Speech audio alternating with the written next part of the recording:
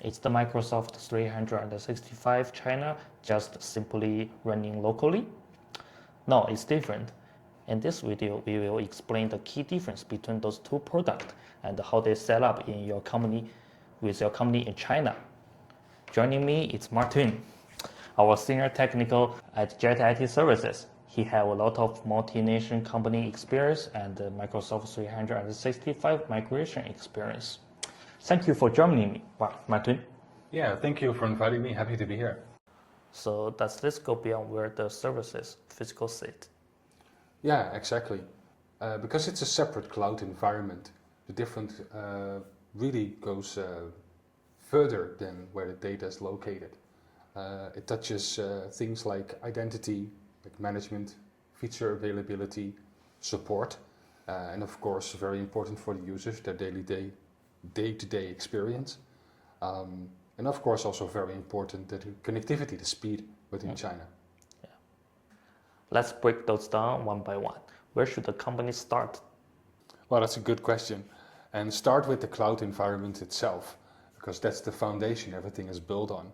So Microsoft 365 Global runs on Microsoft's worldwide commercial cloud, right? So Microsoft 365, operated by 21 Vianet, actually, runs on a physical separate cloud built specifically for mainland China. Having that said, with those architecture, it's not just a global architecture, it's a separate architecture, not just Microsoft adding servers into the country, into China. So what changes do IT teams manage behind the scenes? Well, a lot actually. One key point is that for global Microsoft 365, it's based on a worldwide global Entra ID environment. So they work with Entra ID globally. While Microsoft 365, operated by 21 Vianet, it has its own separate Entra ID with its own tenant, sign-in endpoints, and also its own admin portal actually. So to enable collaboration correctly, it doesn't automatically be enabled. So for enabling the both environments to work, it requires some cross-cloud configuration. It doesn't simply work because it's for both Microsoft technologies. It's more than that. And when something breaks down, who owns support? That's a good question, and a lot of companies also overlook that. So when we're talking about a global tenant, the support flows directly to Microsoft and the Microsoft agreement. And for Microsoft 365, operated by 21 Vianet, it's basically owned and delivered by 21 Vianet, as the name suggests. It's a separate relationship in an environment of your global contract. Basically changes the scenario. Who will your team call when there's an incident? From an end user's perspective, will they notice a difference day by day? Familiar apps exist in both environments. However, feature availability is not identical. So here are some of the biggest differences IT teams should be aware of. Two areas we get asked about constantly. Like for example, Teams. First-party bots work fine, but third-party bots and apps are not supported. Also, live events aren't available either. And on security-wise, some of the more advanced Microsoft Defender capabilities are delayed or simply missing versus global. It's worth mapping carefully if you lean on Defender though.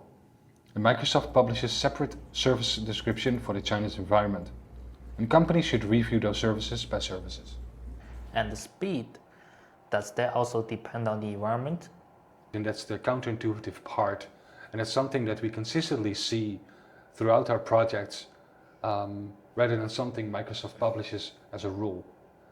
As we covered in our last video, global Microsoft 365 can run into latency issues or inconsistent performance for China-based users, but it's usually a network design problem. And the good news is, like I said before, it's fixable. So when it's set up properly, the global tenant can perform well for users in China. Something else though, the 21 Vianet environment doesn't have that same fix available in reverse. In our experience, there is no equivalent path to make performance reliable for people accessing it from outside China actually. It's not a configuration issue you can design around the way you can for the global tenant. It's not that one version is universally faster. Global Microsoft 365 can be made to perform well in China with the right network setup.